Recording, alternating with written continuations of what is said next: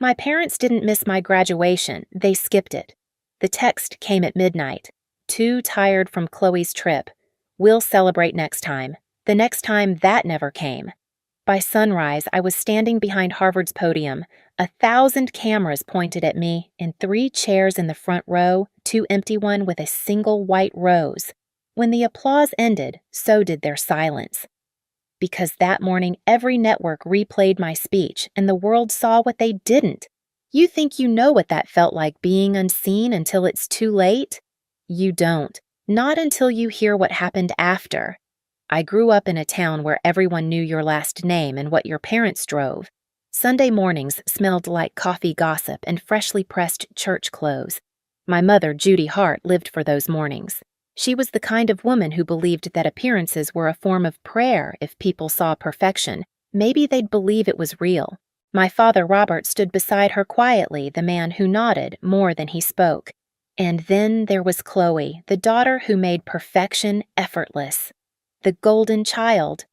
The reason my mother's voice could shift from sharp to sweet in one breath. I was the older one, the quiet one. The kind of girl people introduced as Chloe's sister before realizing I had a name of my own. When I was 10, my birthday cake read, "Congratulations, Chloe," because Mom mixed up the orders after her dance competition. She laughed it off, handed me a slice anyway, and said, "We'll do yours next weekend." We never did. That was the day I learned how absence could still fill a room. Our house looked picture-perfect from the outside, white shutters, neat hedges, Christmas lights that blinked on time, but inside it ran on comparison. If Chloe's laugh was music, mine was static. If she got applause, I got quiet nods. Every success of mine was treated like an echo heard, but never celebrated. Grandma Helen was the only one who saw through it. She lived 2 streets over, always smelling of cinnamon and soap, and she'd whisper, "You don't need applause to be valuable, sweetheart." I didn't believe her then. When I got older, I stopped asking them to notice. I poured everything into school instead. Grades were safe. Numbers didn't play favorites. By 17, I was staying late in the garage fixing old radios and engines just to understand how broken things worked. Maybe part of me wanted to fix us too, but the more I achieved, the quieter they became. When I won first place in the state essay competition, Mom said, "That's nice," before asking if I could help pack for Chloe's trip. Dad nodded without looking up. That silence, that's where the fracture began. It's strange how one small silence can turn into a lifetime. I didn't realize it back then, but every "that's nice," every empty seat was preparing me for something bigger, something that would make their silence impossible to ignore. Harvard was everything my small town wasn't: loud, brilliant, alive. For the first time, I didn't have to explain myself to anyone. The cobblestone paths, the smell of coffee from the Science Center cafe, the hum of laptops at midnight, it all felt like belonging.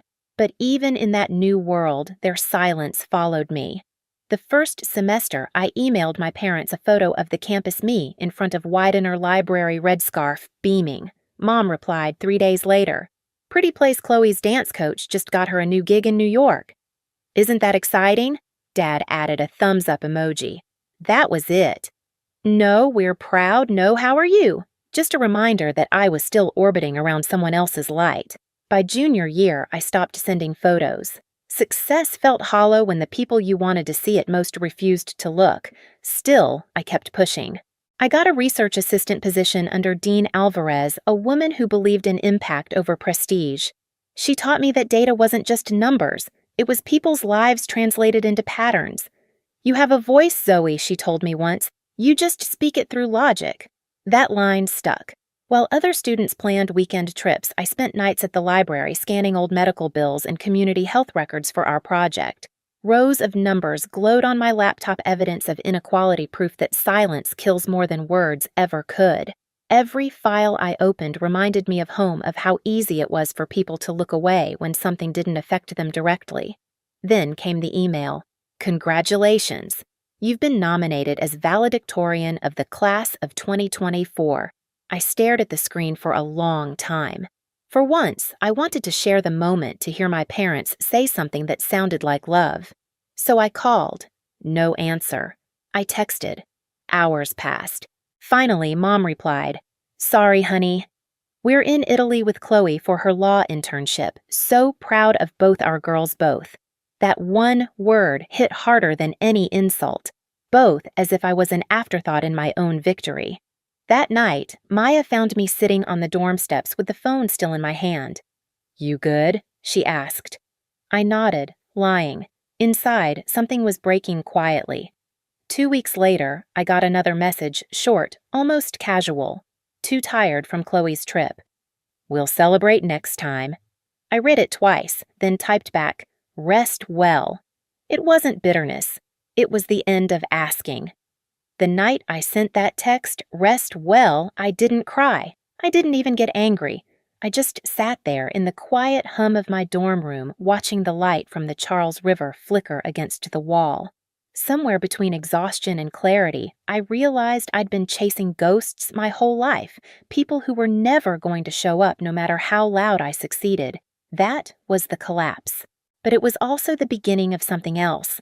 The next morning, I went to the commencement office and requested 3 family seats. The woman at the desk asked will all guests be attending. I smiled. "Yes," I said. 1 for my grandmother, 1 for my best friend, and 1 left blank. On the card in neat handwriting, I wrote, "Reserved for who shows up." Maya looked at me like I'd lost it when I told her. "That's poetic," she said, half laughing. I shrugged. "It's honest." In the days that followed, I threw myself into my speech. I stayed up until dawn in Widener Library, scribbling lines across old notes and coffee-stained napkins. I didn't want to sound perfect, I wanted to sound true. I wrote about every student who had worked 2 jobs, who studied in empty dorms during the holidays, who learned that silence can be survival until it becomes strength. I wrote about how sometimes the people who should clap for you are the ones who taught you to perform without applause. When Dean Alvarez read the draft, she didn't say a word at first. Then she looked up, eyes glinting. "You realize this isn't just a speech," she said. "It's a reckoning." By the time graduation week arrived, campus buzzed with joy and farewells. Students posed under the arches, parents carried bouquets and cameras. I kept my head down, my speech folded neatly inside my folder. Grandma Helen arrived the night before, her pale blue coat smelling faintly of lavender. She took my hands and said, "You don't have to prove anything, Zoe. Just speak." That morning, the text still sat open on my phone, the words, "Too tired," glowing like a bruise. I didn't delete it. I wanted to remember exactly what silence looked like. So I dressed slowly, pinned my tassel, and walked across the yard with 2 people who had never let me feel alone, Grandma and Maya. Between them, the 3rd chair waited crowned with a white rose. The stage was ready. So was I. The sun was sharp that morning, too bright for the ache under my ribs. Bells from Memorial Church echoed through the yard, rolling across the crowd like slow thunder. Rows of crimson robes shimmered beneath the light tassels, swaying cameras flashing. Everywhere I looked, families hugged, waved, called out names. The air smelled like lilacs and new beginnings. I found my seat on stage, my heart beating steady but slow. From up here, Harvard Yard looked endless, a sea of faces, parents craning their necks to spot their children's students searching for the ones who mattered most. I scanned the front rows once, though I already knew. Grandma in her blue coat, Maya beside her camera ready, and between them, the empty chair. The white rose gleamed against the red cushion, unmoving in the wind. It didn't hurt like I expected. It was colder, quieter, like the final breath before you jump. When my name was called, valedictorian Zoe Hart, a wave of applause rose through the crowd. I walked to the podium, each step heavy with years I hadn't spoken. The microphone buzzed softly. I steadied it, took a slow breath, and looked out over the audience. "Good morning," I began, my voice steadier than I felt. When they didn't see us, we learned to see each other. The hum of the crowd fell away. The wind stilled. I talked about the invisible ones, the students who worked behind cafeteria counters, who fixed printers at 2 a.m., who sent money home between classes. I spoke about how the world celebrates loud success but overlooks quiet endurance. We learn early, I said, that sometimes the chairs reserved for us stay empty, and when they do, we build new tables. I saw Maya wipe a tear. Grandma's chin trembled slightly, her hand resting over her cane. I kept going. My words were no longer just mine, they were every unspoken thing I'd swallowed for 24 years. Silence used to feel like punishment, I said, but now I see it was training. Because when no one shows up for you, you learn how to show up for others. For a second, the microphone caught the faintest tremor in my voice. I let it stay. The truth shouldn't sound perfect. When I reached my final line, May, we never leave the next seat empty for those who come after us. The applause started soft, then swelled until it roared through the yard. Students rose, professors stood. The orchestra began again, violins lifting like wings. Through it all, I looked back at the front row. Grandma stood hands clasped to her chest. Maya was crying openly now, camera forgotten in her lap. And that empty chair, still and quiet, glowed in the sunlight, the white rose catching the breeze like a small flag of surrender. It didn't feel like revenge. It felt like release. The ceremony blurred after that cap's flying laughter, echoing flashes going off like starlight. But the moment stayed frozen in amber. The photo that later went viral captured at me at the podium, sunlight on my face, one empty chair and a rose in the frame. By the time I reached the reception hall, my phone was already buzzing, notifications stacked faster than I could read, mentions, reposts, headlines. Harvard valedictorian delivers viral speech about absence and resilience. The empty chair heard around the world. I scrolled once, twice, then stopped when the screen lit up with the one name I hadn't saved, but could never forget Mom. Then Dad, then Chloe. Call after call, message after message. Mom.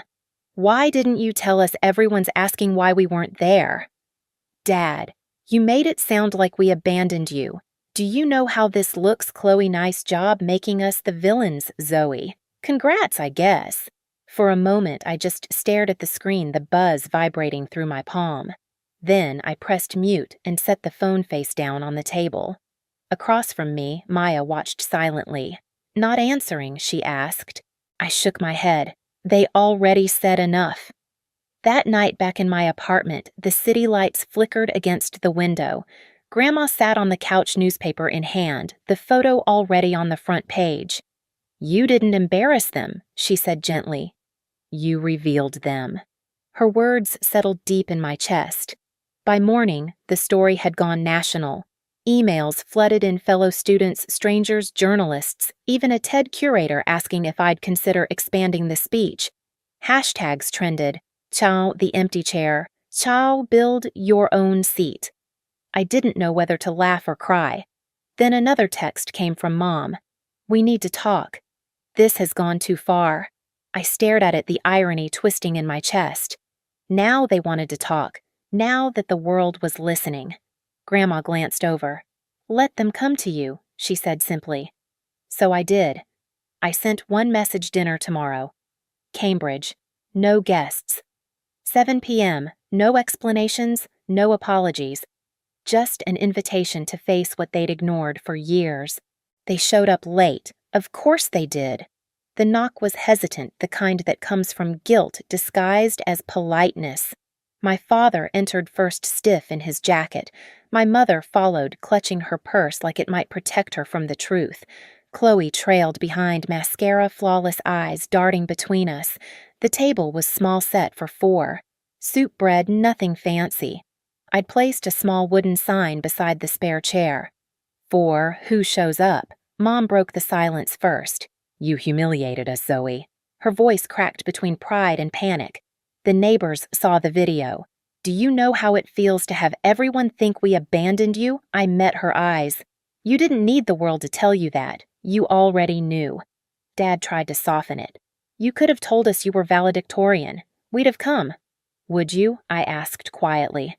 Because when I won state, you were at Chloe's dance. When I got the research fellowship, you were in Nashville. There's always a reason, always a trip, always tired. The room went still. The air thickened. Chloe opened her mouth, then closed it again. Finally, she whispered, I didn't know it hurt you like that. It didn't, I said, and for once I meant it. Not anymore.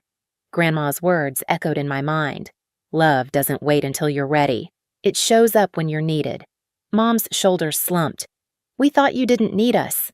You were always so independent. I let out a small laugh. Independence isn't a personality. It's a survival skill.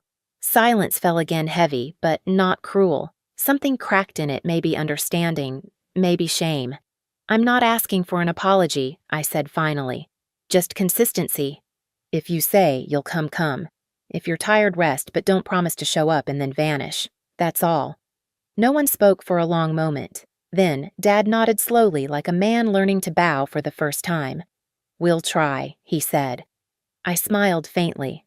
That's a start. When they left, the air in the apartment felt lighter. The rose on the table had begun to wilt its petals soft, but still beautiful. I replaced it with a fresh one, same color, same meaning. By the end of that week, the world had moved on to another headline. But in my home, the chair stayed. Always waiting, always ready. The week after that dinner felt strange, quiet, but not empty. My phone buzzed lest the news cycle had moved on, and Harvard Yard returned to its ordinary rhythm of tourists and pigeons. Yet, something inside me had shifted like a bone, finally set right after years of pain. Grandma came by every few days, bringing lemon cake and advice, disguised as conversation. You gave them a mirror, she said one afternoon, settling her cup on the table. Now it's up to them to decide if they like what they see. I smiled, but I didn't wait for their reflection. I'd spent too many years waiting. A week later, I spoke at a small community event downtown. Nothing grand, just students and locals gathered in a library basement. I used parts of my speech reworked for a smaller room. There were no cameras, no applause, just nods from people who understood what it meant to build your own seat. Afterward, a girl my age came up, eyes glassy. My parents didn't come to my graduation either, she said softly. But seeing you made it hurt less. That was the moment I realized the story had done its job. It had turned pain into permission for someone else to heal. At home, the chair still sat in the corner beside my desk, the wooden tag dangling. For who shows up. Sometimes when the light from the window hit it just right, it didn't look empty. It looked expectant. Mom sent a text to the following Sunday dinner next week early this time. I stared at it for a long second, then typed, "Early is good." The next morning, I passed through Harvard Yard one last time. The air smelled like cut grass and coffee the same way it had when it all began. I looked toward the stage where I once stood, sunlight spilling over the bricks, and whispered, not bitter, not proud, just certain they see me now. I've learned that sometimes justice doesn't come as an apology. It comes as clarity. You spend years begging to be seen. Then one day you stop asking and the world turns its head anyway. That's what happened to me. My family didn't change overnight, but the silence between us did. It wasn't filled with guilt anymore, it was filled with choice. Now, every time I sit at my kitchen table, that extra chair is there. Not as a reminder of who failed to show up, but as an invitation for those who will. It's for anyone who's ever felt invisible, for anyone who's ever clapped alone in a crowd. If you've ever built something from the pieces they left behind, this story is for you. And if you've ever waited for someone to show up and they didn't, don't wait forever. Build your own seat. Sit proudly. Let them see what they missed. If this story touched something in you, share it below. Tell me where you're watching from or who you built your own chair for. And if you want more stories like this, stories about finding power in the quiet, subscribe, stay, and let's keep showing up together.